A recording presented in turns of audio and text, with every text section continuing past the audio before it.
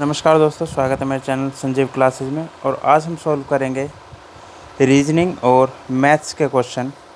जैसे कि आपको पता है कि कल वाली वीडियो हमने जनरल स्टडीज़ के क्वेश्चन सॉल्व किए थे। आज हमारा जो टॉपिक है वो होगा रीजनिंग और मैथ्स। तो चलिए शुरू करते हैं आज की वीडियो। चलिए शुरू करते हैं आज के क्वेश्चन। आज के हमारे क्वेश्चन होंगे रीजनिंग और मैथ्स के। पहला क्वेश्चन है पूर्व की ओर अभिमुख होकर। तो पूर्व की ओर अगर ये अभिमुख है तो पूर्व होता है इधर, सीधे चलता है 4 किलोमीटर, 4 किलोमीटर, ठीक है। उसके बाद बाएं मुड़कर 3 किलोमीटर चलता है। अगर ये सीधा इधर गया तो बाएं इसका इधर होगा 3 किलोमीटर, और फिर वापस बाएं घूमकर 4 किलोमीटर चलता है। बाएं घूमा 4 किलोमीटर।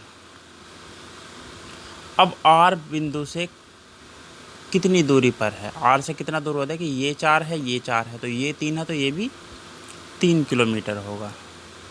आंसर है इसका बी। अगला क्वेश्चन है यदि पिंक को क्निप लिखते हैं तो केन को क्या लिखेंगे? देखिए पिंक को क्या किया है ना, PIN के उल्टा कर दिया है, तो CNE को करेंगे हम EAN,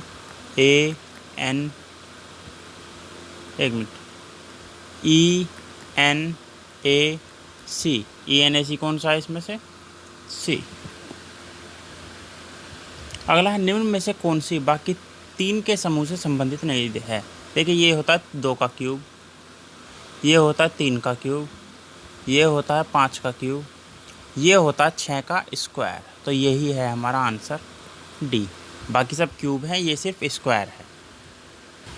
अगला क्वेश्चन है हु इज़ ही को 135 लिखते हैं, ही इज़ रनिंग को 532 लिखते हैं, डॉग इज़ रनिंग को 432 लिखते हैं। तो कौन सी संख्या इज़ को दर्शाते हैं? अब देखिए इज़ इसमें भी है, इसमें भी है, इसमें भी है, तो ऐसी कौन सी संख्या जो इनमें तीनों में है? यहाँ भी 3 है, यहाँ भी 3 है, यहाँ भी 3 है, तो आंसर इसका होगा 3। इसका मतलब हुआ 3। अगला क्वेश्चन है केरल तिरुवनंतपुरम है तो कर्नाटक क्या होगा? देखिए केरल की राजधानी होती है तिरुवनंतपुरम, तो कर्नाटक की राजधानी है उसी तरह से बेंगलुरु। अगला क्वेश्चन है गोल आकृति में बैठे हैं कुछ लोग, बना लेते हैं गोल आकृति हमारी, ये हो गई। कितने जने हैं हमारे? 1 2 3 4 5 6 7 और 8, तो 1 2 3 4 5 6 7 8। अब देखते हैं कैसे कैसे बैठे हैं। S P के दाएं ओर दूसरा है, S जो है P के दाएं ओर दूसरा है, जो T के तुरंत बाएं है, यानी P जो है वो T के तुरंत बाएं है, तो T यहाँ आ गया। उसके बाद W S और Q के बीच में, अब देखिए W S और Q के, अगर S यहाँ पे Q तो यहाँ आ नहीं सकता, तो W जो होगा S और Q के बीच में, लेकिन सीधे ही U के सामने है। W जो है U के सामने है, तो U यहाँ आ जाएगा। R और V दोनों Q और U के बीच में, Q और U के बीच में R और V हैं, लेकिन R S के ठीक सीधा है, R S के ठीक सीधा है, तो R यहाँ हो गया और बचा क्या? R और V, तो V यहाँ आ गया। अब देखते हैं, इसको यहाँ पहले सेव कर देते हैं।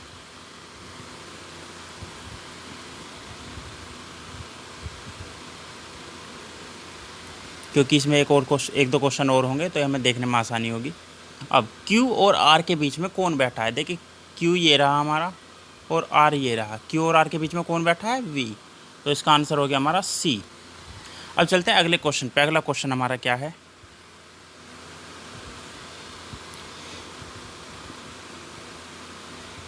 P के बाएं ओर दूसरा कौन है?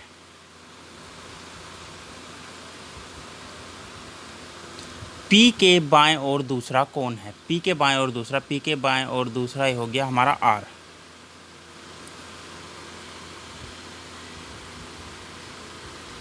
P के बाएं ओर दूसरा हमारा हो गया R। अगला क्वेश्चन देख लेते हैं। अब चलता है हमारा अगला क्वेश्चन, वो गोले वाला क्वेश्चन ख़त्म, उसके 2 ही क्वेश्चन थे जो हो चुके हैं। अब चलता है हमारा 28वां क्वेश्चन।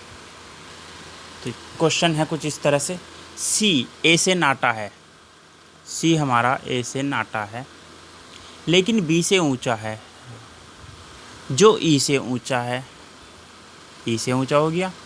डी सबसे ऊंचा है, यदि वे अपनी ऊंचाई के अनुसार कतार में खड़े होते हैं तो बीच में कौन होगा? सी। आंसर हमारा सी। तो देखिए अगला क्वेश्चन, ए बी की पत्नी है। ए बी की पत्नी है, ठीक है। ए बी की पत्नी है, यानी ये फीमेल है, ये मेल है, ये भी ध्यान रखना। सी और डी भाई बहन है। डी ए की बेटी है।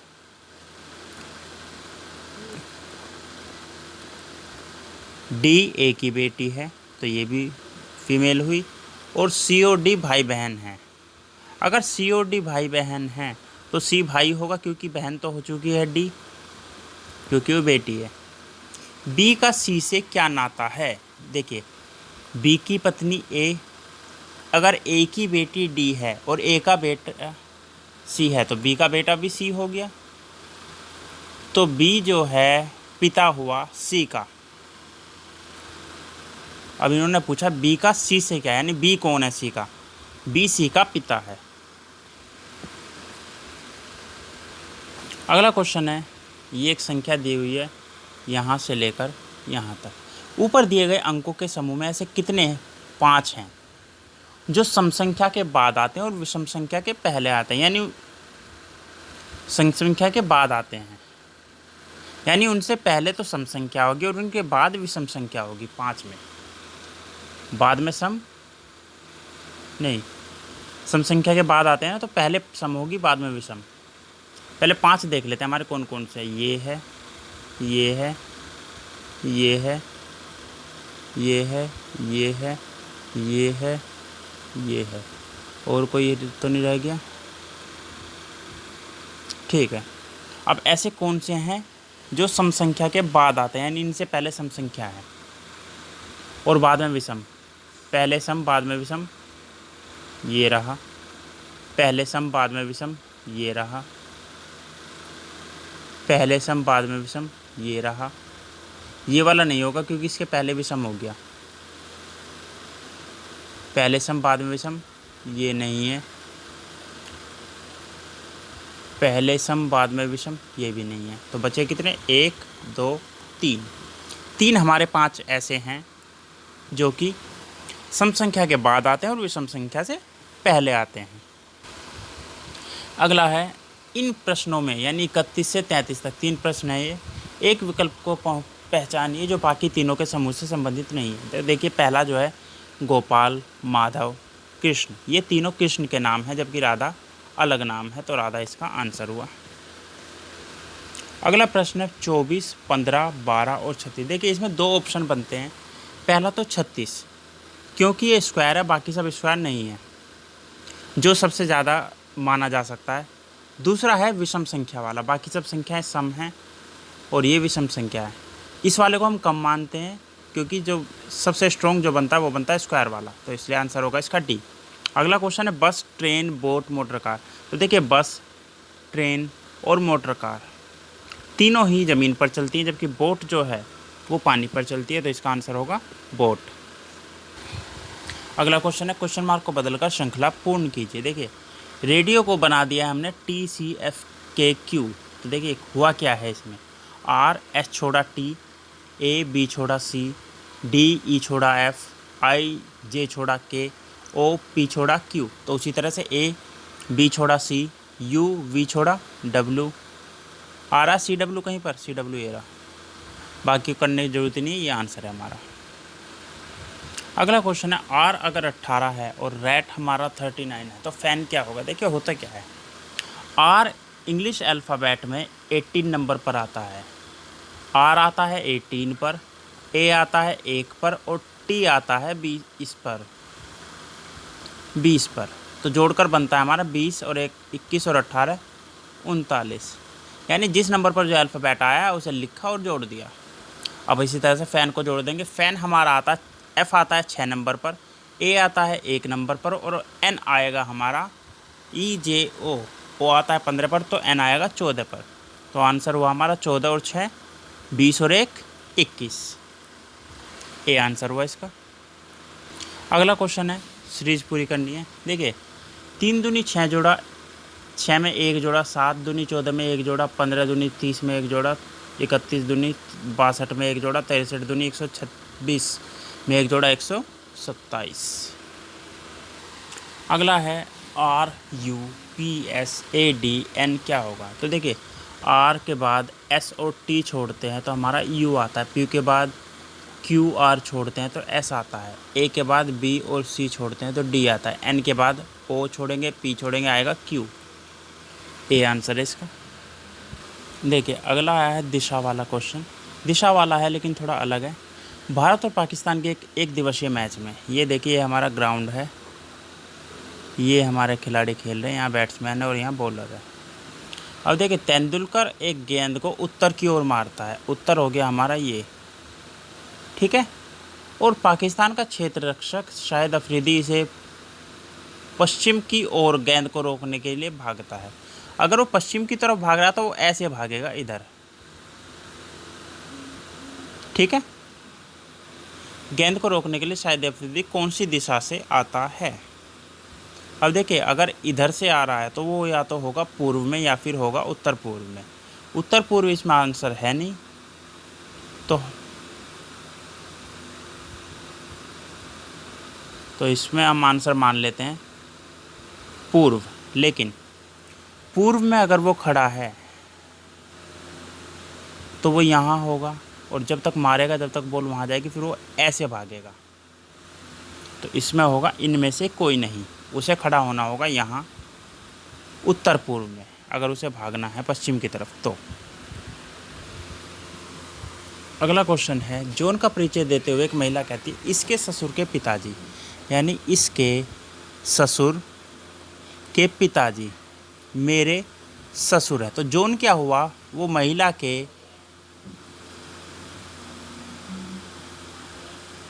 दामाद का भी दामाद है, नहीं, महिला का ससुर, महिला के जो ससुर हैं उसके पिताजी हो गए। तो इस हिसाब से जॉन जो हुआ उस महिला का जमाई हुआ। देखिए अगला क्वेश्चन है, दिए गए 3 सेटों के समान योग्य समूह दिए गए विकल्पों में से पता कीजिए। अब देखिए 8 तिया 24, 8 चौक 32, यानी 3 से गुना हुआ, फिर 4 से गुना हुआ, 5 × 45, 5 धाम 50, 9 से हुआ, 10 से हुआ, यानी अगली संख्या से गुना हुआ। इसमें क्या हो रहा है? 9 तिया 27 और 5 32, 9 चौक 36 और 5 41। तो इसमें से जो सबसे ठीक बैठ रहा है वो है ये 6 × 54, 6 धाम 60, यानी अगली संख्या से गुना होना। अगला क्वेश्चन है, अमित एक वस्तु 60 रुपये में बेचता है और 10 रुपये का मुनाफा कमाता है। यानी देखिए 60 रुपये में बेचकर अगर 10 रुपये का मुनाफा कमाया तो खरीदी कितने की होगी? 50 रुपये की। यदि उसे 22% मुनाफा कमाना है तो इस वस्तु का विक्रय मूल्य क्या होना चाहिए? तो 50 का 22% निकाल लीजिए, जो आंसर होगा वही इसका उत्तर है। तो देखिए 50 का 22% क्या होता है? अगर 100 का 22% 22 होता है तो 50 का 22% क्या होगा? 11। 50 और 11 हो गया हमारा 61 रुपये में बेचना पड़ेगा उसे, तब जाकर उसे 22% का मुनाफा होगा। तो अगला क्वेश्चन है, रोमन संख्या MDCL को हिंदू अरबी संख्या में क्या लिखते हैं? तो इसका उत्तर है 1650।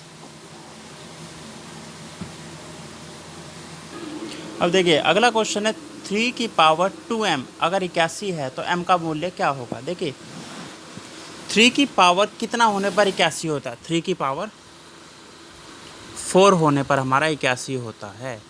3 × 3 × 3 × 3, 3 तिया 9 तिया 27 तिया 81, ठीक है। अब देखिए पावर 4 होनी चाहिए, यहाँ पर हमारा क्या है? 2m। 2m = 4 है तो m = क्या होगा? 4/2 = 2।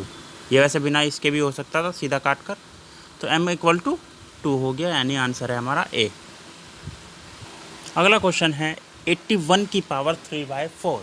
तो 81 हमारा होता है 3 की पावर 4 और इंटू ब्रैकेट में 3/4 पावर। तो 3 की पावर 4 × 3/4, 4 से 4 कट गए तो 3 की पावर हो गई हमारी 3। 3 की पावर 3 क्या होता है? 3 × 3 होती है 27। अगला क्वेश्चन है, √3 बराबर ये है, तो √12 का मूल्य क्या होगा? देखिए √12 का होता है हमारा 2 × 2 × 3, 2 दूनी 4 तिया 12, ये निकल कर बाहर आ गया तो 2√3। √3 हमारा ये है तो 2 की गुना हमारी इसमें हो जाएगी, 2 गुना 1.732, तो 2 दूनी 4, 2 तिया 6, 2 सत्ते 14 का 4 हासिल 1, 2 दूनी 4 और 1। क्वेश्चन है PQRS समचतुर्भुज है, PQRS, PQRS, जहाँ पर PR हमारा 12 यानी एक डायगोनल हमारा 12 है, तो दूसरा डायगोनल यानी SQ, PQ क्या होगा, एक मिनट, PQ यानी दूसरी साइड क्या होगी, देखते हैं निकालते हैं। PR हमारा है 12 सेंटीमीटर है और एरिया हमारा है 96, तो पहले साइड ये निकाल लेते हैं कि दूसरा जो हमारा डायगोनल है वो क्या होगा। फॉर्मूला होता है 1/2 इंटू डायगोनल 1 इंटू डायगोनल 2, तो 1 हमारा है 12, तो 1/2 गुना 12 गुना डायगोनल 2 बराबर हमारा कितना दे रखा है 96, ठीक है। तो डायगोनल 2 बराबर हो जाएगा हमारा 96 गुना 2/12, 12 8 96, 8 दूनी 16, डायगोनल 2 हमारा हो गया 16। अब देखिए पहला डायगोनल है 12, दूसरा डायगोनल है 16। अगर हम इसमें राइट एंगल फार्मूला लगाएं पाइथागोरस, तो ये हो जाएगा जो हमारी साइड होगी वो हमारी होगी 8 और इधर 6। देखिए जब हमारा ट्रायंगल बनता है इस तरह से, एक हो गया 6, एक हो गया 8, अगर हम आधे के हिसाब से भी निकालें तो ये होता है 3, ये होता है 4 और ये होता है 5, तो आंसर क्या होगा 3 दूनी 6, 4 दूनी 8 और 5 दूनी 10 सेंटीमीटर। अगला क्वेश्चन है, एक त्रिकोण के कोण समांतर श्रेणी में, समांतर श्रेणी का मतलब है लगातार बराबर दिशा में। तो देखिए अगर एक 50 है, न्यूनतम 50 है, जो नॉर्मली हमारा होता है 60 60 60 मान के चलते हैं हम, 6 तिया 18, 180 हो जाता है। तो अगर एक 50 है सबसे कम वाला, अगर समांतर करना है तो 10 बढ़ा देते हैं, 50 60 70, 6 और 5 11 और 7 180 हो गया, तो बीच वाला कोण हो गया 60 और बड़ा वाला कोण हो गया हमारा 70, अधिकतम कोण क्या हो गया 70 डिग्री सेल्सियस। अगला है ए गीता ए से बी जगह पर 40 किलोमीटर प्रति घंटा की गति से जाती है और वापस आती है 30 किलोमीटर प्रति घंटा, कुल सफ़र की औसत गति ज्ञात कीजिए। औसत गति का फॉर्मूला होता है 2 गुना आना यानी आने की गति गुना जाने की गति बटे आने की गति जमा जाने की गति। तो देखते हैं 2 गुना 40 गुना 30 बटे 40 जमा 30, जोड़कर हो जाता है हमारा 2 गुना 40 गुना 30 बटे 40 और 30 70, 0 से 0 कट गई, तो 40 दूनी 80, 80 तिया 240, 240 बटे 7, भाग करेंगे तो यह आएगा 7 तिया 21, यहाँ लिख देते हैं फाइनल आंसर 7 तिया 21, बचा क्या 3 0 30, 7 चौक 28, बचा 2 यानी 2/7, तो 34 सही 2/7 हमारा आंसर है डी। 2422 से यह न्यूनतम संख्या घटाने से संख्या परिपूर्ण संख्या बनती है। तो देखिए इससे बड़ा जो हमारा होता है 2500 होता है, जो हमारा स्क्वायर होता है 2500 किसका स्क्वायर होता है 50 का, 50 से कम क्या हो गया 49 का स्क्वायर होगा, 49 का स्क्वायर हमारा होता है 2401। अगर हम 2422 में से 21 घटा दें तो हमारा हो जाएगा 2401 पूर्ण वर्ग, तो हमारे कितना घटाना है 21। वैसे इसका एक और तरीका है, स्क्वायर रूट निकाल कर जो बचता है वो हमारी संख्या घटानी पड़ती है, भाग विधि से अगर हम स्क्वायर रूट निकालें तो। देखिए अगला क्वेश्चन, 2 गोले के पृष्ठीय क्षेत्रफलों का अनुपात है 9/16। देखिए फॉर्मूला क्या होता है 4/3 पाई, आर हम छोटा वाला ऊपर रखेंगे, r² 4/3 पाई, बड़ा वाला आर हम रखेंगे नीचे, सेम है तीनों कट जाएंगे, 4/3 पाई। अब आर स्क्वायर बटे आर स्क्वायर बराबर है 9/16। 9 होता है 3 का स्क्वायर और 16 होता है 4 का स्क्वायर। स्क्वायर से स्क्वायर कट गया, तो छोटा आर है 3 और बड़ा आर है 4। अब देखिए निकालते हैं आयतन। आयतन होता है हमारा 4/3 पाई आर क्यूब बटे 4/3 पाई आर क्यूब। देखिए 4/3 फिर सेम है, आर की क्यूब यानी 3 3 होती है 27 हो गया, और बटे में 4 चौक 16 चौके 64 हो गया, तो 27/64 इसका आंसर हो गया ए। अगला क्वेश्चन है, ऐसी न्यूनतम संख्या बताइए जिसको 3 से बढ़ाने पर वह संख्या 27, 35 और 21 से ठीक से भाग हो जाए। तो एलसीएम निकालने का तरीका होता है, इनका एलसीएम निकालना है। लेकिन एक चीज़ और ध्यान रखनी, देखिए 27 जो है 21 से हमारा 3 आ जाता है इसमें, और 35 में आ जाता है हमारा 7। तो 21 से हमें करने की जरूरत नहीं है, 27 गुना 35 कर लेते हैं बस, 35 गुना 27।